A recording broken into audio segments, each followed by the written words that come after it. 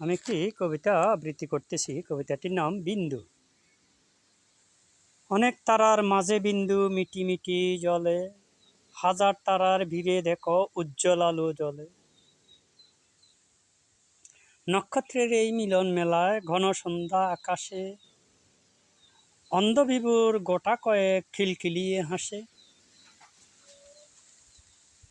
আকাশ খোলা দিগম্বর ওই জোড়াসাঁকুর ফাঁকে, মিটি মিটি করে বিন্দু চোখের পলক পড়ে।